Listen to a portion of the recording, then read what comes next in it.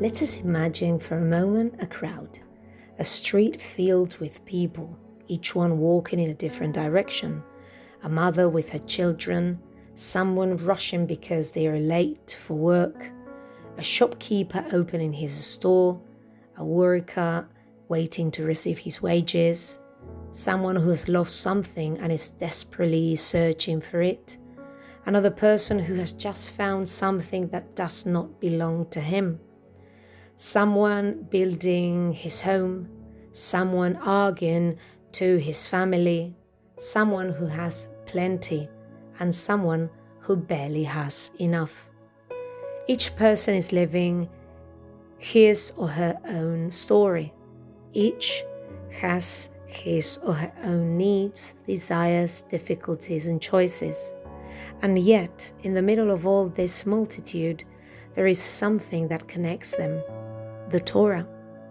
When we read Tetzé, when you go out, we may feel that we are facing a huge collection of laws: family relationships, marriage, animals, lost property, work, debts, justice, poverty, commerce, etc. But perhaps the Torah is doing something much deeper, because its mitzvot appear precisely in the middle of life. They do not take us out of the world. They do not tell us that in order to draw closer to the eternal, we must abandon the earth. On the contrary, they place our feet firmly on it. They speak to us about our homes, our work, money, animals, words, desires, and above all, about our relationship with other human beings. It is as if the eternal were walking through that crowd and saying, "Here too there is a mitzvah. If you find something that does not belong to you, do not turn away. If you build a house, think about the person who might fall from your roof. If you have a worker, pay him or her fairly. If someone is vulnerable, do not take advantage of his or her need. If you use a set of scales, let the measure be just. If you find a nest, let the mother go." Different situations, different people, different moments, and for each one an opportunity to act according to the will of the Eternal. Perhaps that is why Tetzé contains so many mitzvot, because life is like that too. A multitude of situations, decisions, opportunities to choose who we want to be. And then a question emerges, which for me runs through the entire parasha. How do we turn what we carry within us into the way we live? Because we all have potential, human potential, spiritual potential, a person we can become. But as long as that potential remains only within us, it is still just a possibility. The Torah asks more of us. It asks us to turn it into life. And here I find one of the deepest ideas in Tetzé. Our spiritual potential is not fulfilled in what we imagine we could become, but in what we manage to turn into the way we live. Because it's easy to think that we are compassionate. Much harder to act with compassion when doing so costs us something. It is easy to think that we are just. Much harder to act justly when no one is watching. It is easy to want to become a certain kind of person, but much harder to build that person decision by decision.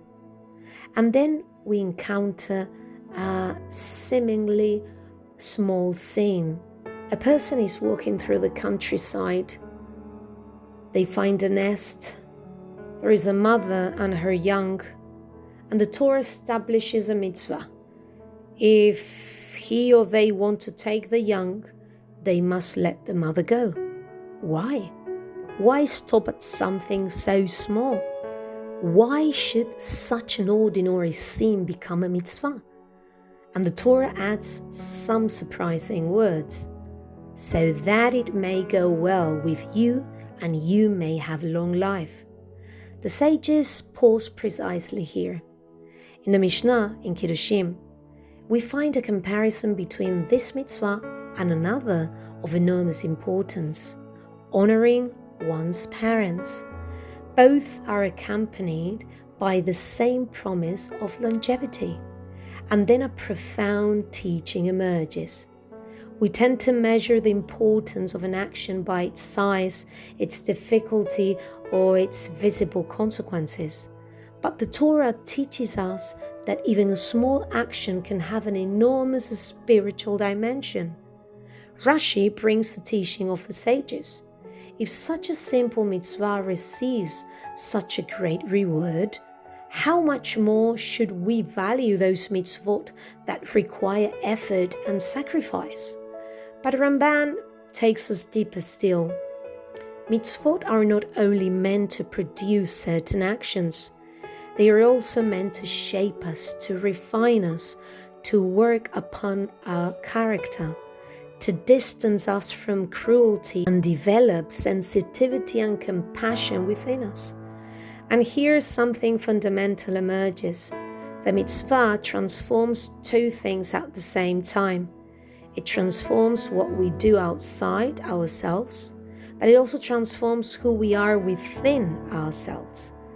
I perform the mitzvah here on earth, but the mitzvah works within me, and little by little what I do begins to become who I am. Perhaps that is why the Torah is not satisfied simply with telling us what we must do. It is forming within us a person who becomes capable of wanting to do good, a person who knows how to set limits, a person who does not walk past someone else's need, a person whose heart learns to recognize what it once might have ignored. Because there comes a moment when the boundary that the Torah places outside us begins to become a boundary within us. It is no longer simply, I mustn't do this, but I do not want to become the kind of person who does this.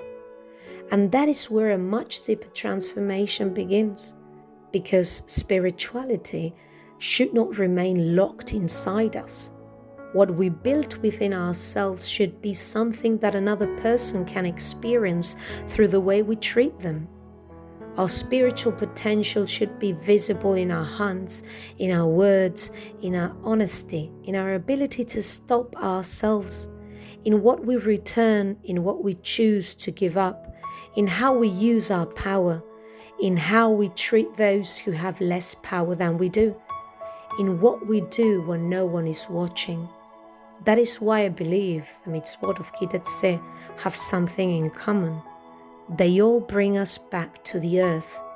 They tell us, here, in this situation, with this person, this animal, this money, this choice.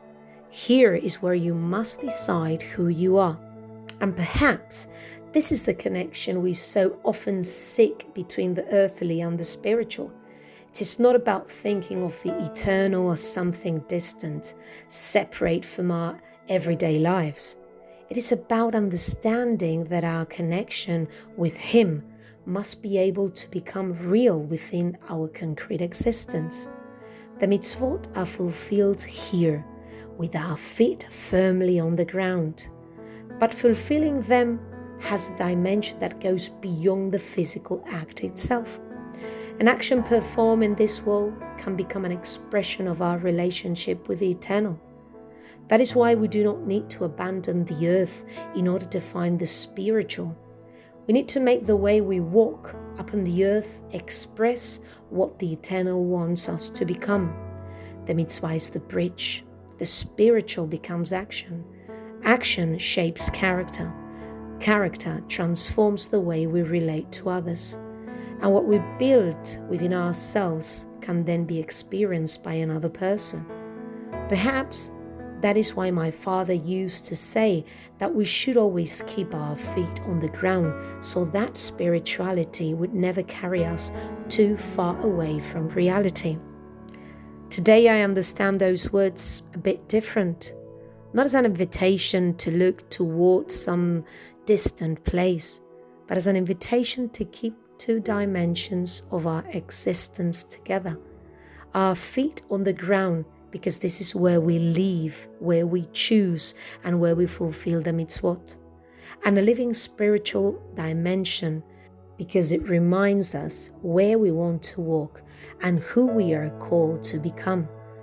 It's not about choosing between the earth and the spiritual. It's about refusing to separate them, because perhaps our mission is precisely this: to make what belongs to our inner world become reality in our outer world, to turn faith into conduct, conscience into responsibility, sensitivity into action, our spiritual potential into a real person, a person who does not merely want to be good, but does good, a person who does not merely speak about justice, but acts justly, a person who does not merely want to draw closer to the eternal, but allows that connection to transform the way they live and the way they treat others. Because in the end, perhaps the most important question is not, who do I want to be? But, does what I every day resemble the person the Eternal wants me to become? What does the other person encounter when they cross paths with me? What do I leave behind in the lives of those I meet? Tetzé bring us back again and again to the crowd, to the life that goes on while we walk through it. And yet, it is precisely there that our spiritual life is played out, because each of us moves through that crowd leaving something behind, a word, a wound, or a relief, an injustice or an act of justice, a hand reaching out or a gaze that passes by. Walking with our feet firmly on the ground, fully present in our lives, but without forgetting that every step carries a meaning beyond ourselves. Our spiritual potential was not given to us simply to contemplate it within ourselves. It was given to us so that as we pass through this world, something of what the Eternal placed within us may remain in the world as well. And when the time comes to look back and contemplate the path we have traveled, perhaps we should not look only at how far we have come, but at whether we have left the world a little different from the way we found it. And above all, think if we have transformed our lives into a place where the human and the presence of the Eternal can meet. Exactly a reflection of the true Bet Hamikdash and its imprint upon this world. Shabbat Shalom Umevorach.